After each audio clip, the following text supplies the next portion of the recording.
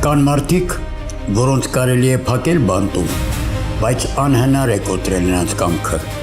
Վարդան Ղուկասյանն անցել է ճնշումների, մեկուսացման, ծանր փորձությունների միջով, բայց չի ծնկել, չի լռել և չի հրաժարվել իր պայքարից։ Այսօր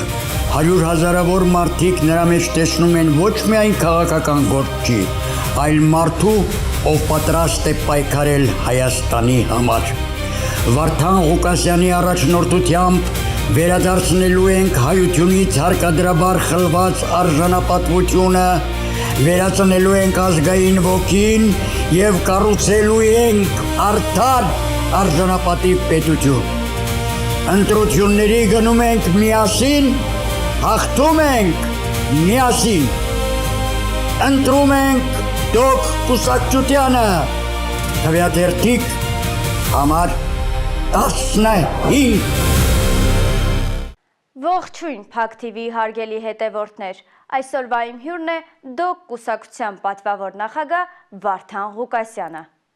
Իսկ դուք չմոռանաք բաժանորդագրվել Փակ TV ալիքին։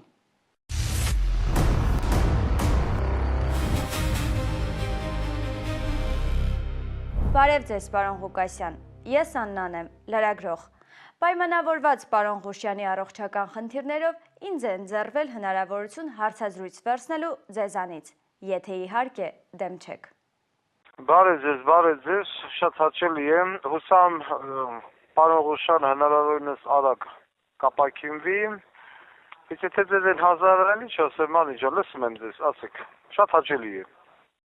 Ձեր իշխանության դեպքում գյուղացին ինչպիսի պետական աջակցություն է ստանալու,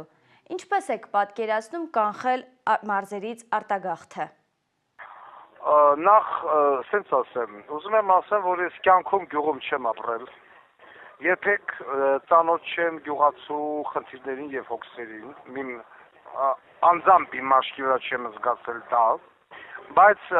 միշտ, այսպես ասած, ապրելով Հոկտեմբերյանում տեսել եմ գյուղացու տանջանքը, անձամբ ինքս հողի հետ երբեք չեմ աշխատել, դա ի նկատի ունեմ, բայց գյուղացու տանջանքը ես տեսել եմ գյուղացու թափած կրտինքը և այն կոպեկները, որ ինչ-որ մի կերպ ինքը հետ հայթայթել է, բայց պետք է արձանագրել, որ Խորհրդային Միության ժամանակ գյուղացիներն ավելի լավ են ապրել, քան անկախ Հայաստանի 30 քանի տարիների ընթացքում։ Ինձ թվում է, որ ցանկացած մարդ, գյուղի մարդ կհամաձայնվի իմ ասածի հետ։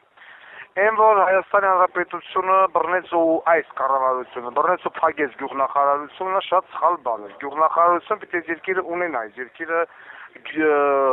ագահային պետություն, այսպես ասած։ Դա մեկ։ Պետք է բացի գյուղնախարարությունը, մեկ։ Երկրորդը գյուղացին մինչև չռեալիզացնի իր բերքը և ցույց չտա եկամուտ, մենք իրավունք չունենք գյուղացուց պահանջել հարկ և տուր, եթե գյուղացու բերքը կարկուտի պատճառով մեղմ ասած ոչնչացել է, այդ գյուղացուց հարկ ու տուր չէին ուզում այ մարդ։ Գյուղացուն պետք է տրամադրվի, ես կասեի անտոկոս վարկեր, կամ 1-2%-ից ոչ ավել, դա 3։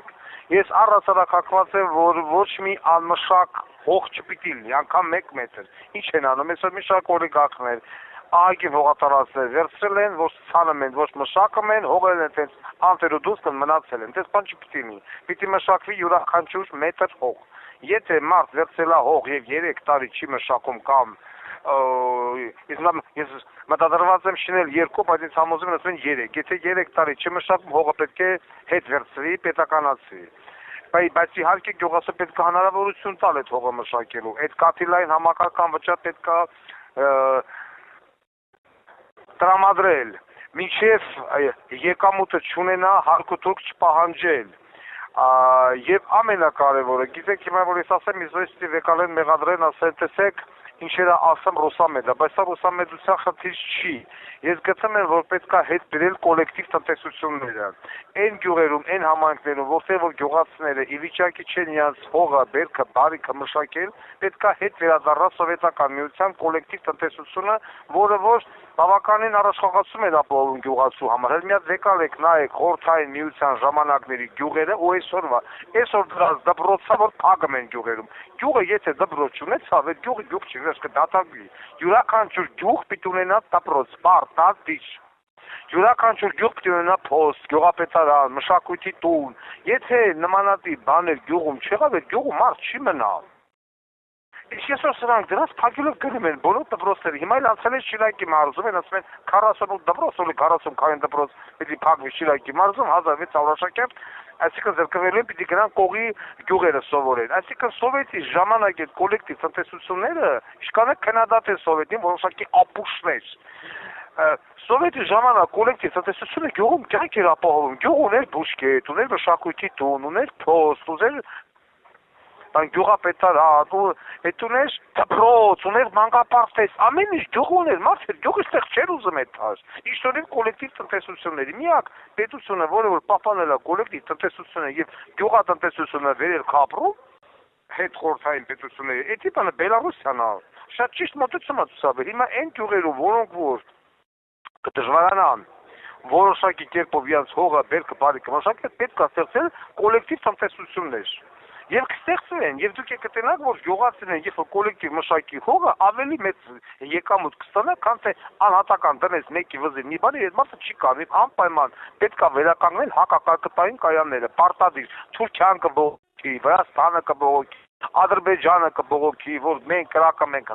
հակակարգային արկերով ամպը գնում է Ադրբեջանի կողմ, Թուրքիայի կողմ կարկու տանում, դա իրանց խնդիրն է։ Իմ հողի վրա կարկու չպիտի թափի։ Տեսեք վեկալան, վիվասելով, բանով, կարկային կայաններ բացել, մի անգամ տեսակ դա օգտագործվեց։ Հավայի տրղրարին թողերը լապին, ոչ մի կարկային կայան չօգտագործում։ Պարտադիր դա պիտի վերականգնվի, որպեսզի բերք ու բարի գյուղացից բնես, ես սա եմ պատկերացնում։ Այս մոդելից ավելի մանրամասային արդեն այդ գծի բնակավարի մարդկանց հետ խորհրդակցելով մենք ել ավելի կփայլավենք գյուղացու վիճակը։ Հիմա օդից խոսումներ չեն ուզում տալ։ Բայց ինչ որ ես ասեցի, ես իմ խոսքի տերն եմ։ Հաջորդ հարցան ջան։ Ինչ քայլերով եք պայքարելու կոռուպցիայի եւ օլիգարխիկ համակարգերի դեմ։ Ես բերել եմ իմ նախընտրական ծրագրի մեջ դեռ շատ վաղուց շատ բան օրինակ, որ ազգային ժողովը հրատապ կերպով պետք է ընդունի հատուկ օրենք դատախազության մասին, որտեղ որ դատախազությունը ստանալու է ամենավերջի լիազորությունները, ցանկացած պաշտոնյայի, ով ընկավ հակակոռուպցիոն կոմիտեի, ազգային անվտանգության, ներքին գործերի նախարարության, օպերատիվ աշխատողների տեսադաշտում, որ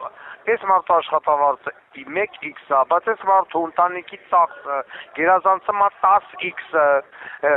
կրիկը ֆռմա պոշկայելով, տղեն ֆռմա յաշիկով, աղջիկը ֆռմա,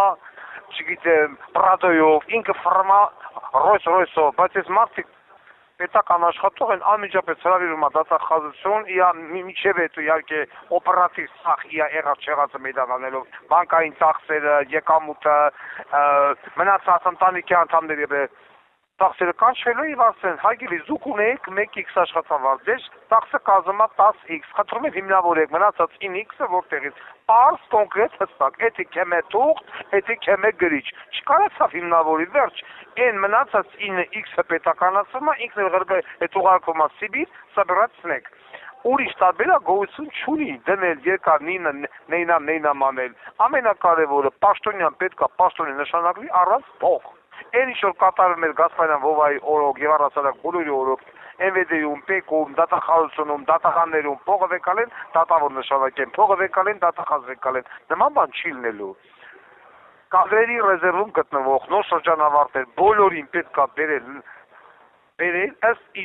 ըստ իրենց ավարտած գիտելիքի, մագիստրոս, բակալավր, ասպիրանտ, գրող ու ստեղծավ, իրաց մատակիտությունը համապատասխան նշանակին առանց փող։ Տղա ջան, մեկ հետից փող վեկայել եք, չէ։ Գնաց տեղ աշխատի, եթե փողի վրա բռնեք, այն որ ասում է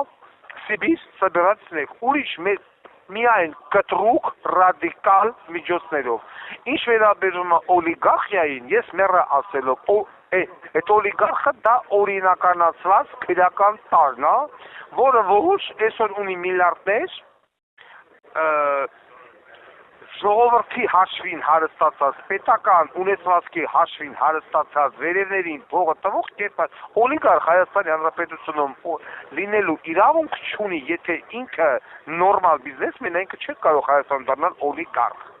Դրանց բոլորի բիզնեսները պետք է մանրամասն տնտղվեն։ Հիմա կասեն հեքիաթ պատմում, ես էլ ասում եմ, կլնի, կտենակ, կհամոզվեք։ Հասարակ բանվորի հետևից հասարակ կոշկակարի, հասարակ վարսավիրի մանր բիզնեսը հարկերից պիտի ազատվի, ոչ մի հարկ։ Եթե հանկարծ վաղը միսոր Վարդան Ղուկասյանի ձայնագրությունը խնդրում են պահել։ YouTube помнит все։ Եթե Վարդան Ղուկասյանի կուսակցության օրող որևիցե մի մանր բիզնես հանգած կհարգվի, թող են ասեն անբարոյականի զավակ, էսի քո ձայնագրությունը, էսի դու չես անում։ Պետք է հարգվի օլիգարխը, ոչ թե մանր բիզնեսը։ Մանր բիզնեսը ազատվելու է հարկերից։ Միջին բիզնեսիներ 2-3 տարի կտրամադրվի, այսպես ասած, հնարավորություն, որպեսզի մարդը կարողանա կա նորմալ շողուլի ժողովրդական լեզվով, նոր դրանից հետո կբերվի հարկային դաշտ։ Ինչ է փոխվելու թոշակառուի, զինվորականի, ուսուցչի եւ բժշկի կյանքում ձեր իշխանության օրոք։ Ուրեմն ես ասել եմ, երկիրը պահողը զինվորն է։ Երկրի սերուն դաստիարակողը ուսուցչուհին է։ Իսկ թոշակառուներն էլ դա չպիտի դիտի որպես հոգս պետության վզին։ Լավ, մենք էլ ենք դառնալու թոշակառու, դուք էլ եք դառնալու թոշակառու, ասած այդքան ապրենք։ Այսինքն մենք եթե չմտածենք մեր վաղվա օրվա մասին, ոչ մեկ չի մտածելու, ոչ մեկը չի մնալու 18-25 տարեկան։ Հեսա մի 15-20 տարուց ես եմ թոշակառու, դրանից հետո մի 40 տարուց կարող է դուք եք թոշակառու եւ այլն։ Մենք մեր թոշակի մասին չմտածենք, մենք մեր ծերության մասին չմտածենք, որ վաղը մյուս օր ծերանոցերում չսապտենք։ Պիտի թոշակառուն չպիտի դառնա բեռ, թոշակառուն չպիտի դառնա հոգս, թոշակառուն պիտի ստանա առանավույնս թոշակ։ Թոշակառուները չպիտի հայտնվեն ծերանոցերում։ Յուրաքանչյուր ընտանիք, ով ծերին տանում կստմացերով, պիտի հաշվի առնի, որ ինքը պիտի վճարի դրա համար ալիմենտ։ Որդին ծնողին գցեց ծերանոց, որդին պիտի վճարի ալիմենտ։ Թոշակառուի թոշակը չպիտի պահի, որ իա մեր կեցպետությունը պահամա, դու պիտի թոշակի զրկվես։ Թոշակառուն պիտի ստանա նորմալ թոշակ։ Մինիմում 100,000 դրամ։ Պիտի արվի հնարավորինս եւ անհնարինը։ Անվճար բուժօգնություն, անվճար դեղորայք, անվճար տրանսպորտ, ոչ մեկ չասի այդ գումարները չկա։ Ընդամենը մի 10-15 օր առաջ Հայաստանի Հանրապետության կառավարությունը ազատեց 200 միլիոն դրամ հարկու Թուրքից Սամվել Ալեքսանյանին։ 200 միլիոն դրամը Ինչքան թոշակառուի կարելի էր ապահովել բարեկեցիկ թոշակով, ինչի ազատեցին։ Որի ընտրությունների ժամանակ փող տա։ Ես միշտ ասել եմ, Հայաստանում փողը լիքն է, ոչ մեկ չասի փող չկա։ Նույն արժանավայր կյանքը պիտի ապահովի զինվորականի համար, ոչ թե զինվորի հիշե մենակ թաղման ժամանակ։ Ասել զինվորը, զինվորականի ընտանիքը, զինվորականի երեխաները, զինվորականի ծնողները չպիտի իրենց համարեն անապահով խավ։ Ես ինքս զինվորական եմ եղել եւ չեմ կարող չմտածել զինվորականների մասին։ Ուսուցիչը պիտի ստանա առանավույնս աշխատավարձ։ Մենք այդ գումարները ունենք, եթե փակվի կոռուպցիայի վինտիլը, որ այսքան ժամանակ չեն փակել։ Ես ասել եմ փակելու եմ։ Օրեր որ պիտի հլնի ապրծպր հաճա, գնա փողոցներում ինչ-որ մի երկու հատ խնձոր ծախող թրքանքով բռնեն, հարցազրույց վեկալեն, մոնտաժանեն, սարքեն, բայց Նիկոլ էր քրտված վերջում ձեները ծախեց։ Վարդան Ղուկասյանը Նիկոլ քրտվեց, հապիտի քրտվի։ Առողջ ասում է ապրում, 15 ամիս բանտում եմ նստած, սրա առողջ ապրել է որն է, որոշակի հելում նման բան են անում, հայտարարություն են անում։ Ձեր կարծիքով, ինչու է ժողովուրդը կորցրել վստահությունը նախկին եւ ներկա իշխանությունների նկատմամբ, եւ ինչպես եք պատրաստվում այն վերականգնել։ Հարգարժան Անիկի, ժողովուրդը վստահությունը կորցրել է, որովհետև խաբել են։ 30 տարուց ամեն խաբել են, եկել են, թալանել են, էլ գնացել են, ոչ մեկ չի պատժվել։ Հետո այդ իշխանությունը, այդ նախկին իշխանությունը փոխանցել է նոր իշխանությանը։ Նոր իշխանությունը նորից եկել է, իշխուն նշանյանելով, դարել են միլիարդատեր, նորից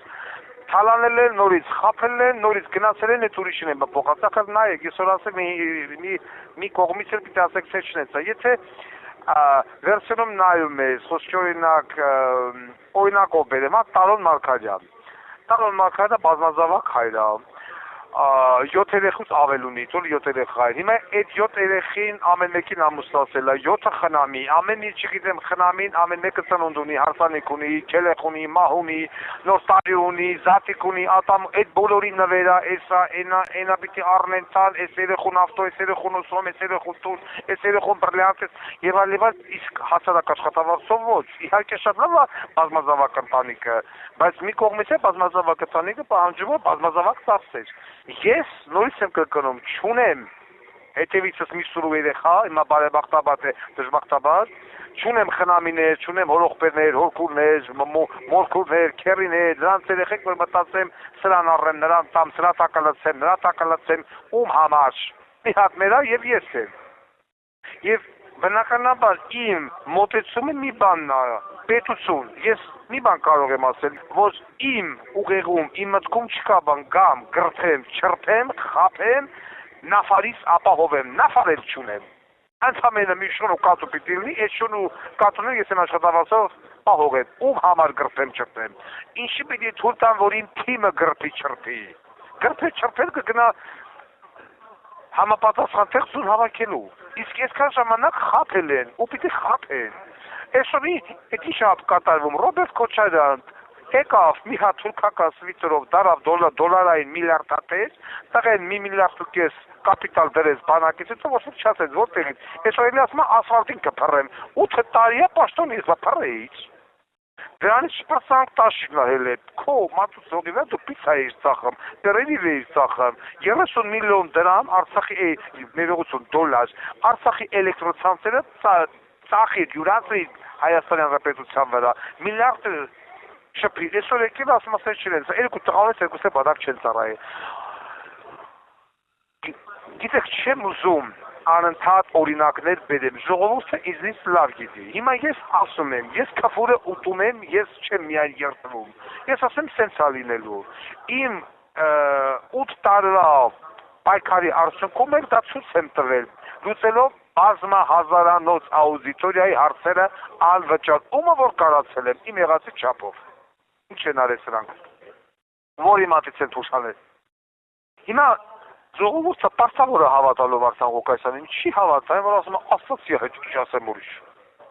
Եթե Վարդան Ղուկասյանը խափող կերպար լիներ, ծախվող կերպար լիներ, 15 ամիս ամերիկյան բանտում չէր փդի, եւ ամերիկյան դատարանին էլ դատի չէր տա, որ իրականացել դատարանի վճիռը, վեշ-մեշը կհավքի, այս երկրից կնորում, այս երկիրը հասկացել է, որ այս մարդը ռադիկալ է, այս մարդը վեկտոր փոխող է, այս մարդը վտանգ է ներկայացնում Թուրքիայի, Ադրբեջանի եւ Նիկոլ Փաշինյանի համար, որի սպոնսորն է այս երկրի կառավարությունը, ու թողանք է թա։ Այսինքն սրանք էլ խոմ այդ ուղեղով են հաշվարկել, չէ՞ որ եկան ընդամենը այս ադմինիստրացիայի պաշտոնը ստանձնելուց 20 օր հետո Վարդան Ղուկասյանին ապօրինի հիմքով առևանգին բերին կողքից սակը ու չեն կարող ծիծոսակ մինչև ընտրություններն ավարտել։ Այդ էլ խոմ փաստա։ Իսկ որոշակի տավարի ցավեր որ հլմասում են առոք փառոք բફրֆրմա, այդքան բարեկամ ունեն, թող մեկնումեկով գան ասել Henderson Detention Center, հարցնեն Վարդան Ղուկասյանը բանտումա, թե Մայամի իրանց նավարի անդամների հետ անում է կոկուրալատում ամբա։ Այսքանը։ Ինչպիսի Հայաստան եք ուզում թողնել հաջորդ սերունդներին։ Արևային Հայաստան, արդար Հայաստան, սոցիալապես եւ մշակույթով, եւ բանակով, եւ տնտեսությամբ կայուն Հայաստան։ Ես ուզում եմ, որ իմ հայ ժողովուրդը, որոնք որ այսօր այսպես ասած գաղթականի նման ծավալել են այս կամ այն պետությունում նամանավանցեղ ու վախվախալով են փողոց դուրս գալն որ հանգած գեստապոն չբռնի տանի, որ այդ մարդիկ վերադառնան իրանց տուն, իրենց երկիր, իրանց հողն ու ջրին տեր կանգնեն, գլուխները չկախեն, որ իրանք Արցախ են կորցրել, գլուխները չկախեն, որ իրանք ցեղասպանությունից հրաժարվել են, գլուխները չկախեն, որ իրենք պարտված ազգ են, գլուխները բարձր, ազգային պատկանելությունը բարձր, նորմալ կերպով ապրեն իրենց հող ու ջրում եւ չմտածեն տուն, տեղ, ծախեն, այն ծախեն, հլեն գնան Եվրոպաները, Ռուսաստանները, Ամերիկաները եւ այլն։ Ես ուզում եմ իմ սերունդը ապրի իմ երկրում։ Ես սա եմ ուզում թողամ իմ սերունդի, որ մի գեղեցիկ տեղ էլ, մի գեղեցիկ քաղաքում էլ կանգնեցեն իմ մեռնելուց հետո Վարդան Ղուկասյանի հուշարձանը փառքով, պատվով ամեն տարի ապրիլի 25-ին ծաղկեպսակով գան իմ հուշարձանի մոտ եւ հիշեն Վարդան Ղուկասյան քաղաքական պետական գործին։ Վեն էլ գրածալի ամենայն հայոց Վարդան Ղուկասյան։ Այդ եմ ուզում թողալ։ Ինչու պետք է ժողովուրդը հենց ձեզ վստահի Հայաստանի ապագան։ Ինչու հենց ինձ։ Ես բոլոր պատճառները հենց մի քիչ առաջ ասեցի ձեզ Անե ջան, չեմ ուզում կրկնվեմ։ Ուրիշ իմ նմանը չկա։ Ուրիշ ցույց տվեք այս 10 քանի տեխնացիների մեջ մի հատ զինվորականի։ Ցույց տվեք բնը մեկին, ով անցել է այդ իմ ճանապարհի, կոնեք ես։ Ուրիշը չկա։ Դրա համար պետք է վստահել։ Ուրիշ տարբերակ չկա։ Այսքանը։ Ինչ ունեք ավելացնելու։ Ես ուզում եմ ավելացնեմ, որ ամսի հունիսի 7-ին բոլորը միանձի նման նամանավանդ իմ սիրելի երիտասարդությունը պետք է գնա ընտրատեղամաս եւ քվեարկի դոկուսակցության օգտին։ Անպայման չասեն մեզանից ոչ մի բան կախված չի, սիրելի ժողովուրդ, սիրելի երիտասարդներ, սիրելի թոշակառուներ, հավատացեք ձեզ, դες խափել են իսկ ժամանակ, որ ասել են ձեզանից ոչ մի բան կախված չի, ձեզանից է կախված Հայաստանի վաղվա օրը,